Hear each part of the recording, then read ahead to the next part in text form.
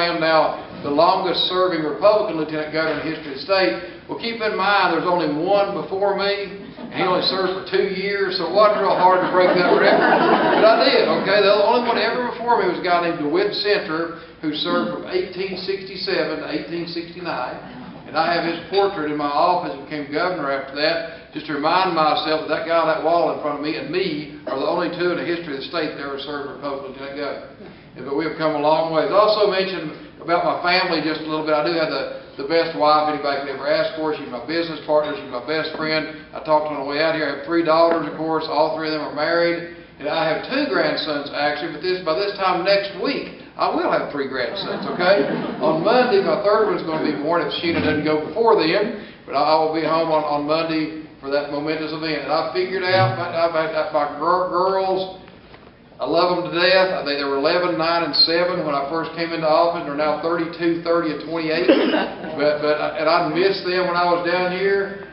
Last Friday I was driving home. I didn't get to come home the weekend before. I hadn't been home about 15 days. And I called my daughter and I said, little Parker is my 21 months old. I'm going to have 3 grandsons under 2. And little Parker, I called, I said, according to my GPS, I'll be home at 5:13. He better be there when I get there, okay? Now, that's my favorite word in the world is Papa. Okay, I love it. It's great. But let me just take a little bit. We are in session right now, of course. I had to run out here. I'm not going to be able to eat with you. I'll be back down to Legislative Plaza here in about 30, 45 minutes. And I don't want to miss this opportunity. This morning, of course, we have our leadership breakfast where the governor, the Speaker of the House, Beth Harwell, and I, and about 10 other leaders sit down and discuss what's going on throughout the week. I want to tell you just what's going on in the state legislature and how we got to where we are, and at the same time, leave time for questions at the end, because I'd love to answer your questions you may have about what's going on. First of all, I'm just excited to death about serving with Beth Harwell. I've served, this is now my 4th term, but I've served with 3 different Speakers of the House. That's really amazing. My first 2 years were with Jimmy Naphy, the next 2 years were with Kent Williams, and the last 2 years I've been with Beth. And let me assure you, there is a huge difference in all I got to say. I can't tell you what it is. It's pretty good, you know. I can walk to the other end of the hall, Legislative Plaza, and I've got a friend down there that thinks like I do. We can actually work together instead of against each other, because that's what happened for the first 4 years that I was there. Beth and I talked for quite a while this morning. After the 2 sessions were over, we just stopped out in the hall just discussing what was going on. And something else I'm very proud of, what you all need to be proud of here too, especially here in Davidson County, we now have the first Republican state senator that lives in Davidson County that's ever been elected to the state senate. And that's because the people in this room get out and knock on doors, put up yard signs, and make those phone calls to get Steve Dickerson elected.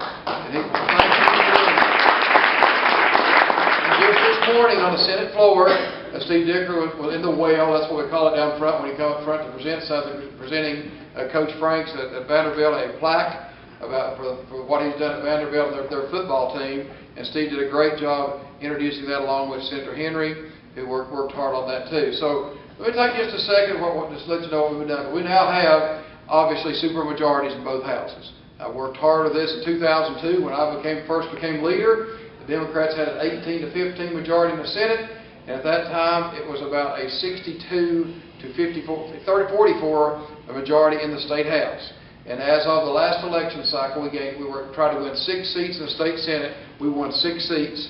We now have a 26 to 7 rock-solid majority in the State Senate. Really amazing. And in the State House, of course, when I came into the State House in 1992, it was literally 2/3 on a no, 66 to 33. Had 66 Democrats and 33 Republicans. We now have a 70 to 28 majority in the State House. Yeah. And so the people like you all made that happen.